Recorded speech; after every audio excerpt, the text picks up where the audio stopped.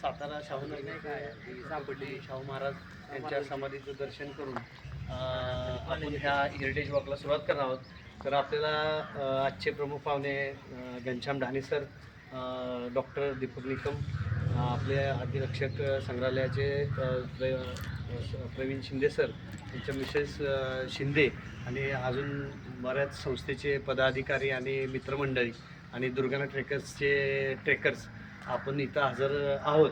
तरी आता सर आपल्याला मार्गदर्शन करतील आणि शाहू महाराज, ताराराणी साहेब किंवा येसुबाई साहेब असतील किंवा ते कुत्र्याची समाधी असेल किंवा इथलं आपल्या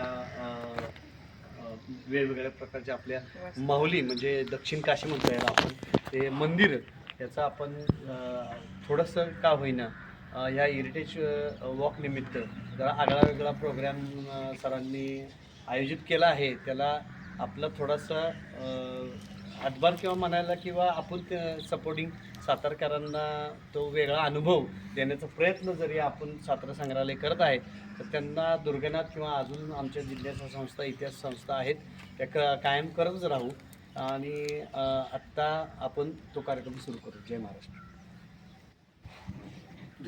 नमस्कार. खरं तर आज वारसा सप्ताहाच्या हे तिसरं पुष्प आहे आणि याच्यात आपण माहुली हेरिटेज वॉकचा कार्यक्रम आयोजित केलेला आहे. या कार्यक्रमाला उपस्थित असणारे सातारा संग्रहालयाचे मुख्य जे अधिरक्षक प्रवीण शिंदे सर, तसेच तसंच शिवाजी कॉलेजचे HOD मसाळ सर, त्यानंतर इतिहासाचे म्हणजे इतिहासाचे प्राध्यापक निकम सर आणि उपस्थित सर्वच म्हणजे आमचे डॉक्टर आहेत, बरेच दुर्गनाथचे आमचे गणेशराव आहेत आणि इतरही संपूर्ण संग्रहालय स्टाफ. खरं तर माहुलीचा जर इतिहास पाहिला तर हा संपूर्ण मी कागदपत्राच्या पलीकडे काही सांगणार नाही तुम्हाला, पूर्ण हे कागदपत्राचं सांगतो. आता ऐका की ज्या वेळेला महाराज इथं आले, शाहू महाराज इथं, मी महाराज ज्या वेळेला म्हणेन त्यावेळेला शाहू महाराज लक्षात ठेवायचं. आता आपण जे 17व्या शतकात बघतो ते शाहू महाराज इथं आले 1708ला. इथं आल्यानंतर 22 जानेवारी 1708ला त्यांचा राज्याभिषेक किल्ल्यावर झाला आणि इथं महाराजांच्या म्हणजे छत्रपतींची गादी सातारा किल्ल्यावर स्थापन झाली. त्याआधी ही माहुली क्षेत्र जे होतं हे संपूर्ण भैरव क्षेत्र म्हणून गणलं झालं. पलीकडची जी क्षेत्र माहुली होती ही शाहू महाराज इथे याच्या आधीपासूनचे होते. मात्र या माऊलीचं काही अस्तित्व नव्हतं. या माऊलीत फक्त हे जे होतं ना हे भैरव क्षेत्र म्हणून होतं, गणलेलं होतं. आता इथं महाराज एकदा पर्वणी स्नानाला आले आणि पर्वणी स्नानाला आल्यानंतर श्रीपतराव पंतप्रतिनिधी होती ना, त्यांनी त्या स्नानाच्या वेळेला पौरोहित्य केलं त्यांचं. आणि मग त्यांनी खुश होऊन याला म्हणजे नुकतंच आमचे तिकुंडे सर आलेले आहेत, तुमचं स्वागत आहे जी. आणि इथं पर्वणी स्नानाला आल्यानंतर ज्या वेळेला त्या स्नानाच्या वेळेला त्यांनी पौरोहित्य केलं श्रीपतराव पंतप्रतिनिधी म्हणून शाहू महाराजांनी त्यांना 1 चाहूर जमीन दिली. 1 चाहूर म्हणजे किती, तर 1 चाहूर म्हणजे त्याच्यात 120 बेगे असतात. आता तुम्ही म्हणाल याचं काय कॅल्क्युलेशन, आत्ताच्या जागेप्रमाणे काय आहे कॅल्क्युलेशन, तर 1 चाहूर इज इक्वल टू 38.85 हेक्टर. आता हेक्टर म्हणजे काय, तर 2.5 एकराचा 1 हेक्टर म्हणजे आहेत. आणि लोक इथं माहुलीला त्यांनी देहावसन केलेलं आहे. म्हणजे महाराजांच्या आयुष्यात एक आलेला प्रसंग म्हणजे दावडशीचे ब्रह्मेंद्र स्वामी जे होते ते ब्रह्मेंद्र स्वामीने इथंच देह ठेवला आणि इथं देह ठेवल्यानंतर स्वतः शाहू महाराज इथं उपस्थित होते आणि मध्यरात्री ती त्यांचं जे शेव आहे ते शिबिकेतनं दावडशीला नेलेल्याची नोंद आहे. ह्या जी नोंदी आहेत ही ऐतिहासिक नोंदी आहेत, कागदपत्रातल्या नोंदी आहेत. अशा म्हणजे कोणीतरी सांगू पंगे असा हा इतिहास नाही. आणि हे सगळं होत असताना महाराजांना तुम्हाला माहीतच आहे, शाहू महाराजांना एक विरक्ती आलेली. म्हणजे आपल्याला म्हणजे त्यांचा नुकताच नवजात मुलगा झाला आणि वारल्यानंतर त्यांना विरक्ती आली. आणि विरक्ती आल्यानंतर साताऱ्याच्या संपूर्ण राजपाट आणि गादी सोडून महाराज इथं वनवासवाडी, माहुली आणि सातारच्या मध्ये वनवासवाडीला राहिलेले बराच काळ म्हणजे तिथं राहिलेले महाराज. आणि सतत माहुलीला येणं जाणं होतं. संन्यस्त आणि विरक्त जीवन जगत असताना महाराज तिथं आलेले होते आणि त्यानंतर अल्पावधीतच महाराजांची तब्येत बिघडली आणि बिघडल्यानंतर महाराजांचं देहावसन झालं साताऱ्यात. आत्ताचा जो आपला रंगमाल म्हणतो ना, त्या म्हणजे आता कुपर फॅक्टरी वगैरे आहे ना, तिथं त्यांचं देहावसन झालं आणि तिथून मग महाराजांना शिबिकेतून इथं आणून इथं त्यांना अग्निसंस्कार केला. आपण जिथं उभा आलो ना तिथं अग्निसंस्कार केलं.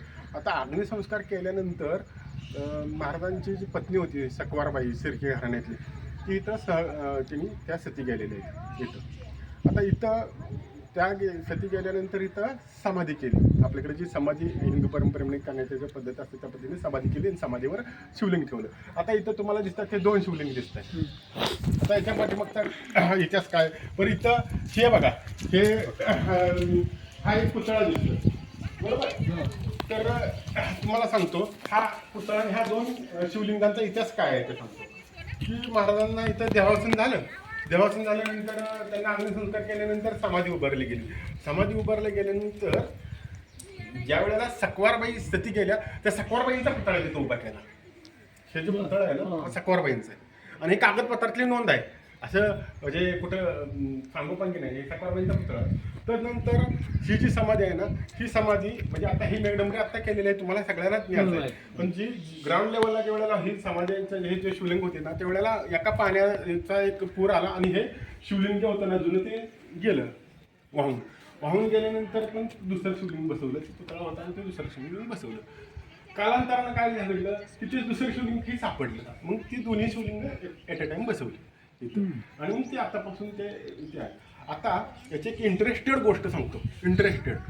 टू माऊली बाय मोटर नावाचा एक टूर रिपोर्ट आहे. कोणाचा आहे तर 1909ला इथं चार्ल्स किंक्रेड नावाचे एक न्यायाधीश होते आणि ते न्यायाधीश इकडं आले. कधी आले? 1909ला. त्यांचं सगळं कुटुंब आणि ते सगळे गाडीत बसून, मोटर गाडी होती ना, त्या मोटर गाडीनं इथं आले आणि इथं आल्यानंतर 3 सांज होत आलेली आणि त्यांनी त्या सगळ्या समाध्या बघितलेल्या इथल्या परिसरातल्या आणि त्यांनी त्याचा रिपोर्ट करून ठेवलेला. आणि ही जी समाधी आहे ना, आत्ता आपण ग्राउंडला जे उभं राहिलो ना, याच्या खाली जवळजवळ 2 पुरुष ती समाधी आहे. आणि ते म्हणतात की ते आता समाधीची पूजा करायची कशी म्हणून आम्ही कुतूहलानं पाहत होतो. तर ते पुजाऱ्याला म्हणजे शिड्या लावल्या आणि षोडोपचारी पूजा होते.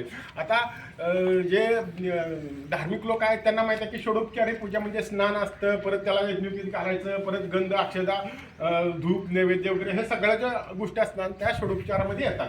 पूजा म्हणजे नुसतं ते लोटा वाटायचा आणि हे केलं असं नाही. षोडोपचारी पूजा 1909ला ह्या समाधीची होत होती.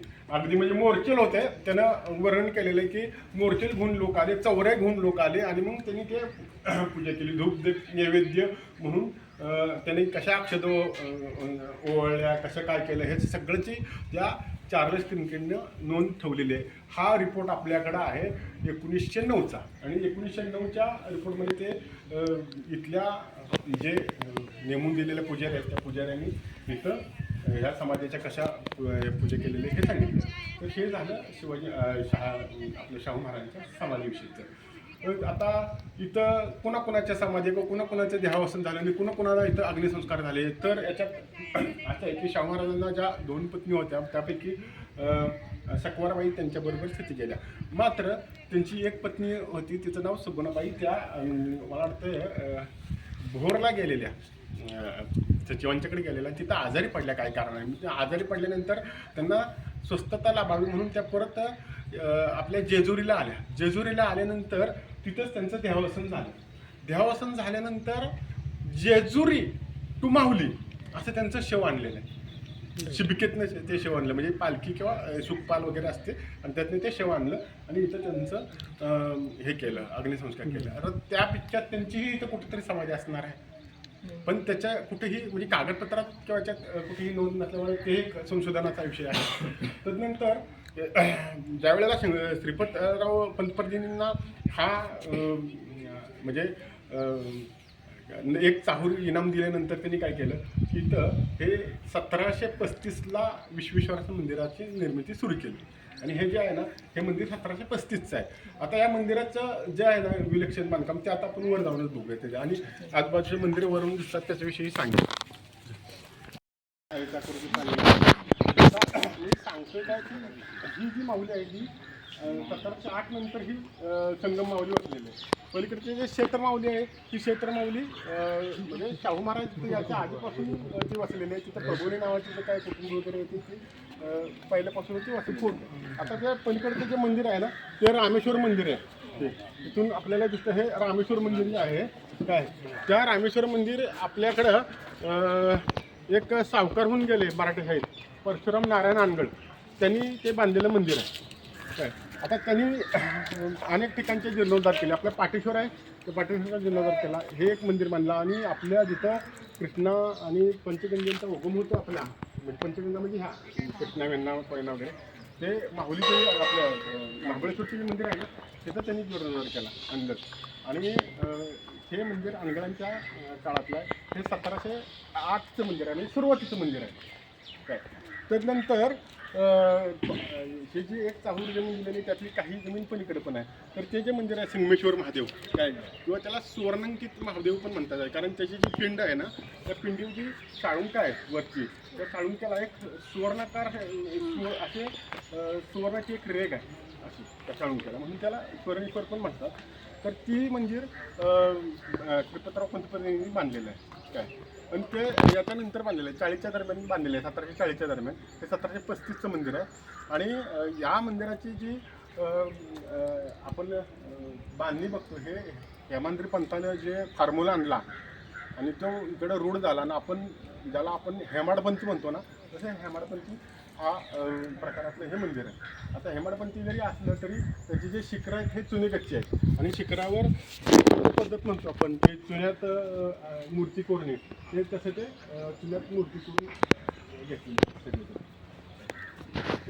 मंदिराचं. आता याच्या पाठीमागं आहे ते राम मंदिर आहे. हे त्र्यंबकराव पेट्यांनी 1762ला बांधलं ते जे मंदिर आहे ना ह्याच्या पाठीमागचं ते राम मंदिर आहे. आणि त्यानंतर त्याच्या साधारण 1754च्या दरम्यान हे कृष्णा आणि वेण्णेचं मंदिर बांधलेलं आहे. ते पाटणकर दीक्षितांनी बांधलेलं आहे. आता ह्या मंदिराचं एक वैशिष्ट्य आहे याच्यात कृष्णा आणि वेण्णेच्या मूर्ती आहेत. आम्ही एकदा सकाळी लवकर आलेलो त्यावेळेला त्या पोशाख नसताना आम्हाला बघायला मिळाल्या.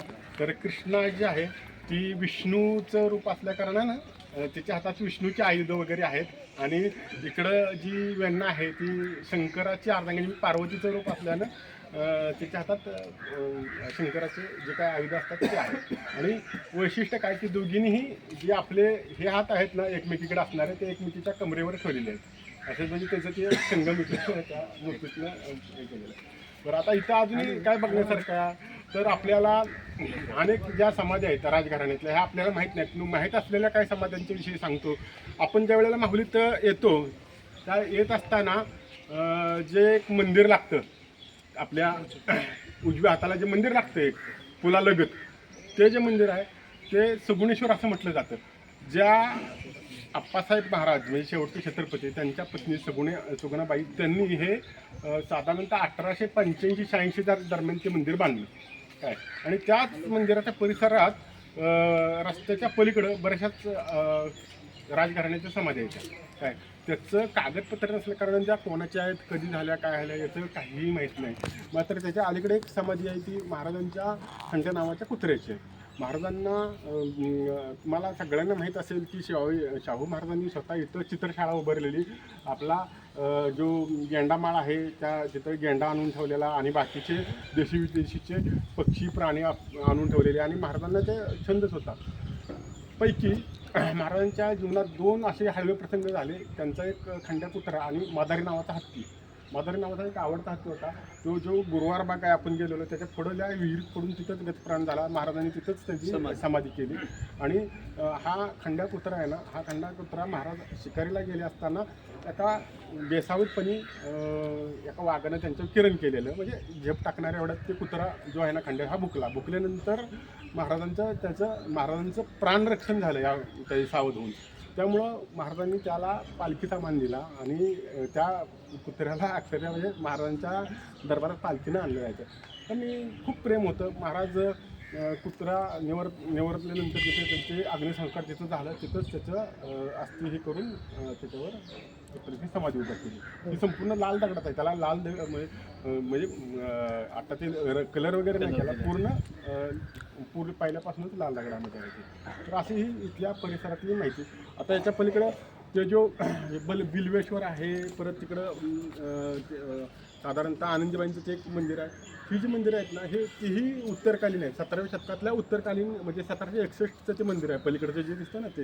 आणि हे 17व्या शतकातल्या उत्तरार्धातलं ते मंदिर आहे. अशी ही इथून इथल्या म्हणजे माऊली, क्षेत्र माऊली आणि संगम माऊलीची ही पार्श्वभूमी आहे. कोणाला जर काय प्रश्न असतील तर सांगा. आता हा पूल आहे ना, त्या पुलाच्या पलीकडे पण काही काही मंदिरं किंवा वास्तू दिसतात. हो. त्या पुलाच्या आणि कुठल्या असतील? आता काय की त्याच्याविषयी काहीच कागदच नाहीत. आता म्हणजे पूर्ण अगदी तिकडे पलीकडे कृष्णधाम वगैरे नावाचे एक वास्तू आहे तिकडे, आणि कोटेश्वर म्हणून नावाचे एक मंदिर आहे. याच्याविषयीची कुठली कागदपत्र नसल्या कारणानं काय सांगतात, म्हणजे अगदी जुन्या गॅजेटरमध्ये ह्याच्यामध्ये पण त्याचे काही उल्लेख नाही. तर आता याच्यात जे पंतप्रतिनिधी आहेत त्यांची समाधी मात्र ह्या मंदिराच्या पाठीमागे होती, आणि ते पण अगदी म्हणजे भग्नावस्थेत होतं ना. आता आम्हाला वाटतं की तिथं काय नामोनिशाणच नाही. आता नाही जाता येत. आता त्यांनी तिकडं बंदीसारखे करून ठेवले. त्याची प्रायव्हेट प्रॉपर्टी झाली ना ती तिथे. नाही, येसुबाईंची समाधीचं